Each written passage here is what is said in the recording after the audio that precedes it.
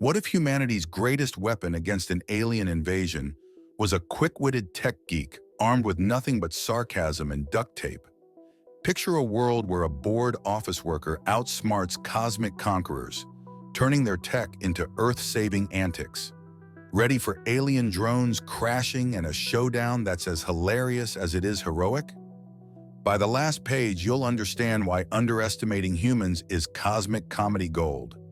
Trust me, this tale spins from mundane to monumental. So stay tuned and drop a comment if you agree that sometimes the best heroes come with the best punchlines. Evan wandered through Central Park, eyes glued to his phone screen, oblivious to the crowd gathering ahead. Just another Thursday, he muttered, mentally preparing for the soul-draining office meeting that awaited him. That's when the ground beneath him rumbled, sending him sprawling onto the pavement. He looked up to see a massive spacecraft descending, like an extravagant silver saucer, landing with a dramatic hiss in the middle of the park. Well, that's not something you see every day, Evan quipped, brushing dust off his jeans. Curious onlookers, growing in number, gawked as a sleek ramp extended from the belly of the craft. An alien entourage emerged, their leader a tall, regal figure with greenish skin and multifaceted eyes. Clad in metallic robes, the alien commander raised a shimmering hand, signaling for silence. Evan pushed through the crowd for a closer look, intrigued by the high-tech parade. "Greetings, Earth inhabitants," the commander proclaimed, his voice amplified. "I am Xynalax of the Cortons. We come in peace, seeking alliance and mutual benefit. More like, we come in peace and to take all your Reese's Pieces," Evan whispered to himself, stifling a grin.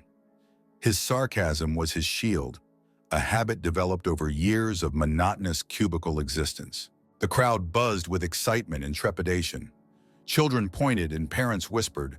A woman beside Evan clutched her toddler tightly, eyes wide with a blend of awe and fear. Reporters swarmed, cameras flashing, thirsty for the scoop of the millennium. Xynalax continued, his tone dripping with condescension. "We have traveled light years to share knowledge and prosperity. Your primitive technology will greatly benefit from our superior advancements." He glanced at Evan, who couldn't resist a snarky retort. "Superior advancements, huh? Can you fix my colleague's habit of microwaving fish at lunch?" Evan's voice cut through the murmurs, earning a few chuckles from bystanders. Xynalax's head snapped towards Evan, his multifaceted eyes narrowing. "At least my mother didn't need to wear shades to look at me, bug-eyed moron," Evan mused internally, hiding his amusement. The Corton drones began descending, spider-like machines scanning and collecting samples of everything from park benches to stray leaves. One pressed too close to a young woman, causing her to stumble backward, tripping over her own feet. Evan's reflexes kicked in, and he caught her just before she hit the ground. The drone whirred, almost inquisitively, before skittering off. "Thanks," she said, breathless. "I'm Anna." "Evan," he replied, offering a genuine smile. "Welcome to the circus." Their moment was cut short by Xynalax, who had grown tired of the pleasantries. "You will soon witness the grandeur of Corton civilization," he announced. "Prepare to be elevated beyond your wildest imaginings." Evan's mind raced. Something about Xynalax's tone sent a chill down his spine. The condescension was suffocating. These aliens weren't here for any mutual benefit. As the Cortons departed, leaving a chaotic mix of static drones and awed humans, Evan's gut twisted. The day had taken an unexpected turn, and his instincts screamed that this was just the beginning. "Guess today's meeting's canceled," he muttered, contemplating the strange new reality unfolding. Little did he know, his offhand quip would foreshadow the moment his life would shift from mundane to monumental. People began dispersing, but Evan lingered, the seed of curiosity taking root. Xynalax formed the center of his thoughts. The alien's arrogance was palpable, promising trouble. "All right, Evan, time to play hero," he whispered, feigning bravado.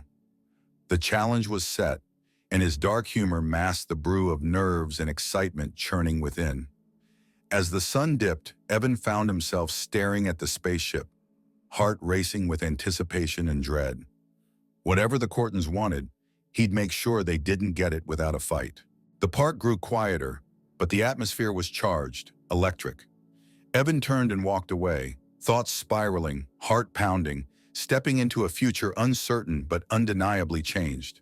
Evan sat in a dimly lit bar, nursing a glass of whiskey as he stared at the muted television, broadcasting more alien news. He couldn't escape it.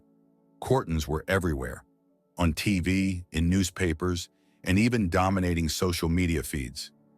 He took a sip, the whiskey's warmth contrasting with the cold unease gnawing at him. His phone buzzed. It was Anna. "Hey, can we talk? I have some questions about yesterday." Evan swiped his phone screen. "Sure, meet me at Jake's Pub in 30. He was halfway through his drink when Anna walked in, her face a tight mask of worry. She slid into the seat across from him, her eyes darting around, taking in every detail. "Big brother is watching, huh?" he said, smirking. Anna exhaled, almost in relief. "You noticed it too? The way they look down on us, like we're less than ants." Evan nodded. "Yep, noticed that. Also noticed no one else seems to care, as long as the Wi-Fi makes TikTok videos faster. The drones have been all over my neighborhood," Anna continued, her voice low. "Scanning houses, collecting data. People think it's for some benevolent cause. I'm not so sure." "You've got good instincts." He took another sip. "Something doesn't feel right. Xylax looks at us like we're pets. If his speech was any more patronizing, he'd be handing out belly rubs." Anna half laughed, the tension between them easing slightly. But it was short-lived. A hush fell over the bar as a group of Courton drones entered, their blinking sensors crisscrossing around the room. Evan slouched, attempting to look nonchalant. One drone hovered over their table, its sensors blinking rhythmically. "Citizen identification required," it droned mechanically. Evan rolled his eyes, pulling out his ID. "Evan Harlow, professional sarcasm provider." The drone scanned it and moved to Anna, who offered her ID reluctantly. The scanner beeped and the drone buzzed away, leaving an awkward silence. Anna leaned in, whispering, "They're getting bold, moving freely, as if they own the place." "Funny, right?" Evan replied, his tone laced with irony. "Invade a planet, insult the locals, and sip their coffee. What's next? Hosting a barbecue?" Anna chuckled nervously, then grew serious. "I found something. Look." She pulled out a small device from her bag, showing off a gadget with wires crudely soldered together. "I managed to capture some of their transmission signals. It's garbled, but I think they're monitoring more than we know." Evan's interest piqued. "You're a techie too?" He took the device, inspecting it closely. "Nice craftsmanship. But what are we supposed to do? Play Sherlock and Watson?" "I think we can gather more info and find out what they're really after," Anna said, a determined fire in her eyes. Evan's dark sense of humor surfaced. "Great, a suicide mission. Always wanted to quit my day job." He pocketed the device. "I'm game, but we need a plan." As they strategized, the bar's TV blared a Courton news update. Another city welcoming them with open arms. Evan's stomach churned. The world's rolling out the red carpet and we're the only ones not clapping. Anna nodded. "We need to show people the truth. Make them see we're not just guinea pigs." "More like unfavored lab rats," Evan quipped. But his mind was already working. "All right, let's hack their system. Cause a few glitches." Nothing screams "we're on to you" like messing with their tech. Night fell, bringing a chill to the air as they stepped out of the pub. Drones zipped through the night sky, oblivious to their whispered conspiracy. Evan and Anna moved quickly through side streets to avoid the main roads, their breath visible in the cool evening air. They reached Evan's apartment, a cluttered sanctuary drowning in monitors, wires, and half-finished projects. "Nice place," Anna said, eyeing the chaos. "Welcome to my lair. And by lair, I mean home office/doomsday bunker," Evan replied. His fingers danced over a keyboard, pulling up a series of encrypted files. "Let's see what our alien friends are hiding." Anna leaned over his shoulder, the tension between them tangible. Together they dived into the digital abyss, their screens filled with alien codes and broadcast signals, each line a puzzle piece in a grander, sinister picture. The clock ticked past midnight, but their energy remained unflagging. In the face of an alien threat, Two determined souls plotted humanity's stand, their shared purpose binding them in a way that nothing else could. Evan hunched over his desk, surrounded by the hum of computer fans and the faint scent of burnt circuits. His cracked, battered keyboard clacked loudly as he tapped away, decrypting the alien data Anna had provided. The screen flickered to life with Quarton symbols and codes. He felt a thrill of anticipation. Whatever they were up to, he'd crack it. Anna was curled up on the beat-up couch, peering at her own laptop, a steady look of concentration etched on her face. "You ever get the feeling we're in over our heads?" she asked, stifling a yawn. Evan smirked. "Every time I open my inbox. But hey, what's life without a little existential dread?" His heart pounded as he made headway, each line of code revealing more. His mind whirred with dark humor. "What's their Wi-Fi password? World domination 2023? He chuckled to himself. A file finally opened, revealing a map with marked zones across the globe. "They're marking resources," he muttered. "Hydro, mineral deposits, tech hubs, classic colonialism." Anna leaned over his shoulder, squinting at the screen. "They're spreading so quickly. We need to warn people." Evan's eyes gleamed with defiance. "Or better yet, show them who's boss by messing with their systems." It's time these bugs felt some human ingenuity. Anna's eyes lit up. "What's the plan?" "We disrupt their operation, hit them where it hurts, spread some good old-fashioned chaos," Evan said, an edge to his voice. Evan's fingers flew across the keyboard, launching programs designed to infiltrate and disrupt Quarton communications. His darkly humorous mind framed it as alien pest control. Bug spray, human style. Hours passed, the room cloaked in the soft glow of monitors. Suddenly, a chorus of beeps sounded. "Gotcha!" Evan said triumphantly. They had managed to corrupt a significant part of the Quarton network. Messages rerouted to nonsensical locations, systems crashed, and drones went haywire. "Look at that," Anna said, her eyes widening with delight. "It's working." Evan leaned back in his chair, letting out a deep breath. "First round goes to Team Earth. Let's see how they like that." And like clockwork, within minutes, the TV blared breaking news. "Several Quarton drones have malfunctioned across the city. Experts are baffled." "Experts?" Evan laughed. "More like glorified guessers at this point." The commotion outside intensified, with people stepping out to see the alien machines behaving erratically. Some laughed, amused by the unusual spectacle. Others looked concerned, sensing the tension building behind the scenes. Evan's phone buzzed. It was a message from a colleague. "Hey, did you see the aliens' tech glitch? Someone must be messing with them. LOL." With a mischievous grin, Evan replied, "Yeah, saw that. Weird, huh?" Anna's face was a blend of satisfaction and worry. "We've stirred the pot. What now?" Evan looked out the window, the city alive with confusion. "We keep hitting them, harder each time. Show them humans aren't to be underestimated." Night turned to the early hours of morning, yet adrenaline kept them going. They moved like shadows through the city, knocking out communication points and feeding more corrupt data into the Quarton systems. Each action was a middle finger to Xenilac's arrogance. As dawn broke, the city was awash with whispers and theories. News anchors desperately tried to explain the alien tech malfunctions without causing panic.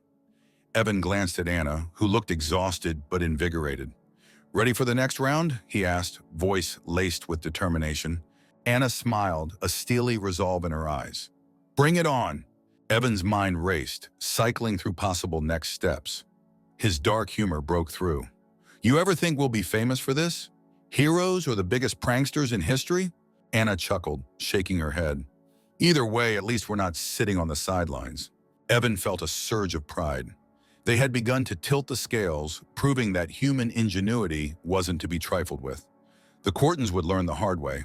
As they geared up for the next covert strike, Evan's resolve hardened. This was just the beginning. Let the Quartons have their advanced tech. He had something better: wit, courage, and an unyielding love for a world worth defending. Evan paced nervously in an abandoned warehouse, his sanctuary turned battlefield HQ. He glanced at Anna, who was setting up the last of their makeshift equipment. The room hummed with a tense energy, their plans teetering between brilliant and reckless. "Ever think we'd be leaders of the Apocalypse Club?" Evan mused, his dark humor masking the whirlpool of anxiety within him. Anna smirked. If you'd told me 2 weeks ago, I'd have said you're crazy. Now it feels like destiny. Their objective tonight was simple yet ambitious.